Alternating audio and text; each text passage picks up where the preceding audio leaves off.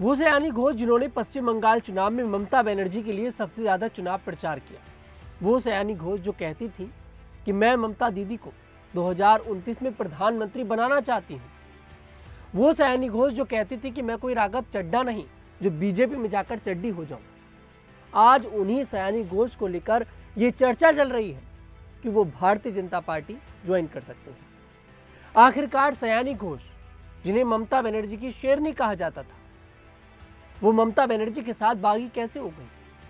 उन्होंने ममता बनर्जी को अकेले रास्ते पर कैसे छोड़ दिया? देखिए, सभी लोग कहते थे कि ममता बनर्जी को कोई भी छोड़कर चला जाए, लेकिन ममता बनर्जी की दो शेरनी सयानी घोष और महुआ मोइत्रा, ये दोनों कभी भी ममता बनर्जी को आधे रास्ते में नहीं छोड़ेंगी। लेकिन जब खबर आती है कि उस लिस्ट में सयानी घोष का भी नाम है, जिन्होंने ममता बनर्जी का साथ छोड़ दिया है, जिन्होंने जाकर मुलाकात करी है कि भैया हम ममता बनर्जी का साथ छोड़ रहे हैं, हम दूसरी वाली टीएमसी में जाना चाहते हैं, कोई बीजेपी में जाना चाहता है। सोचिए आप लोग, उस लिस्ट में यहां पर सयानी घोष का नाम भी है, सबसे ऊपर सयानी घोष का नाम है। अब सवाल यह है कि आखिरकार ये सब कुछ हुआ कैसे? ममता बनर्जी इतनी ज्यादा कमजोर पश्चिम बंगाल के अंदर अचानक से कैसे पड़ गई? सोचिए, स्थिति ये आ चुकी है कि चर्चा ये चल रही है, सूत्र बता रहे हैं कि सोनिया गांधी ने ममता बनर्जी को ऑफर दे दिया है कि आपको कांग्रेस में राष्ट्रीय उपाध्यक्ष का पद दे दिया जाएगा, आप टीएमसी का जो विलय है वो कांग्रेस में कर लें। खबर ये भी आ रही है कि जो अभिषेक बनर्जी हैं, जिनको लेकर ये पूरा रायता फैला है, वो अभिषेक बनर्जी कांग्रेस से ये कह रहे हैं कि आप ममता बनर्जी को राज्यसभा भेजिए, हम टीएमसी का विलय कांग्रेस में कर लेंगे। समझिए, आज ममता बनर्जी की ये स्थिति आ गई है, पूरी टीएमसी की ये स्थिति आ गई, सिर्फ एक गलत डिसीजन को लेकर, एक जिद को लेकर। ममता बनर्जी की जिद थी कि अभिषेक बनर्जी को पश्चिम बंगाल में नेता प्रतिपक्ष बनाया जाए, लेकिन जितने भी सांसद, जितने भी विधायक, टोटल 80 विधायक जीत कर आए थे टीएमसी के, उसमें से ज्यादातर विधायकों ने साफ मना कर दिया कि हम नहीं चाहते कि अभिषेक बनर्जी नेता प्रतिपक्ष बने। लेकिन यहाँ पर परिवारवाद है, ये लोग परिवारवाद को खत्म नहीं कर सकते, भले ही पार्टी को खत्म कर लेंगे। और आज स्थिति यही आ चुकी है कि कोई भी नेता ममता बनर्जी की सुनने को तैयार नहीं है। एक तरफ सयानी घोष का उस लिस्ट में नाम है जो यहाँ पर बागी हो रही हैं, तो दूसरी तरफ महुआ मोइत्रा शुभेंदु अधिकारी की तारीफ कर रही हैं। महुआ मोइत्रा कह रही हैं कि शुभेंदु अधिकारी बहुत बढ़िया व्यक्ति हैं और मेरे उनसे व्यक्तिगत संबंध बहुत अच्छे हैं। हालांकि जब से वो पार्टी छोड़कर गए हैं तब से लेकर अभी तक मेरी कोई ऐसी उनसे मुलाकात नहीं हुई है। अब इसका क्या मतलब है?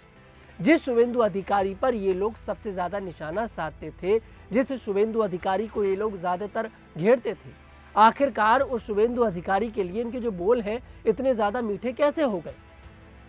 कुल मिलाकर ममता बनर्जी की जो दोनों शेरनियां हैं, सयानी घोष और महुआ मोइत्रा, वो देखिए टीएमसी से चल पड़ी है। अब ये किसी को नहीं पता कि सयानी घोष बीजेपी ज्वाइन करेंगी कि नहीं करेंगी। हालांकि अटकलें ये लगाई जा रही हैं कि सयानी घोष बीजेपी ज्वाइन कर सकती है। देखिए, युवा नेत्री है, नया नया चेहरा है, बोलती अच्छा है। काबा मदीना वाला गाना आपने सुना होगा पश्चिम बंगाल के चुनाव में। लेकिन ये राजनीति है, राजनीति का उसूल यही है कि जहाँ पर आपको फ़ायदा दिखे वहाँ आप चले जाओ। सयानी घोष को अगर ये फ़ायदा दिखता है कि भारतीय जनता पार्टी ज्वाइन करने से उन्हें पश्चिम बंगाल में शायद एक पहचान मिल जाएगी, तो वो बीजेपी ज्वाइन कर सकती है। हालांकि दूसरी टीएमसी बनी है, जिसे पूरा हक मिल चुका है टीएमसी का। जो पश्चिम बंगाल के नए नेता प्रतिपक्ष बने हैं ऋतविज बनर्जी, वो पूरा होल्ड करे हुए हैं दूसरी वाली टीएमसी पर। तो आप समझिए कि यहाँ पर जो दूसरी टीएमसी वाला ऑप्शन है वो ज़्यादा बेहतर सयानी घोष के लिए है। लेकिन ममता बनर्जी का साथ जिस तरह से सयानी घोष और महुआ मोइत्रा छोड़ रही है, पहले तो महुआ मोइत्रा ने थोड़े से तेवर दिखाए थे जब यहाँ पर यूसुफ पठान को घेरा था, लेकिन उसके बाद उनके तेवर भी गिर गए, क्योंकि पहले ये खबर नहीं आ रही थी कि सयानी घोष या महुआ मोइत्रा ये लोग इनको छोड़कर जा सकते हैं। लेकिन भाई देखिए, जब नेता की नहीं सुनी जाती पार्टी में तो फिर नेता को डिसीजन लेना पड़ता है। फिलहाल स्थिति ये आ गई है कि टीएमसी का विलय कांग्रेस में हो सकता है, ममता बनर्जी की घर वापसी हो सकती है, क्योंकि ममता बनर्जी की शुरुआत तो देखिए कांग्रेस से हुई थी, कांग्रेस में बड़ी जिम्मेदारी उन्होंने निभाई है। हालांकि उन्हें लगा कि टीएमसी बनानी चाहिए, उन्होंने टीएमसी बनानी, लेकिन अब टीएमसी समाप्त हो चुकी है, ममता बनर्जी वाली टीएमसी। ममता दीदी वाली जो टीएमसी है वो पश्चिम बंगाल में पूरी तरह से समाप्त हो चुकी है। सारे विधायक इधर उधर हो चुके हैं, सारे सांसद इधर उधर हो चुके हैं, कंडीशन बहुत ज़्यादा खराब हो चुकी है।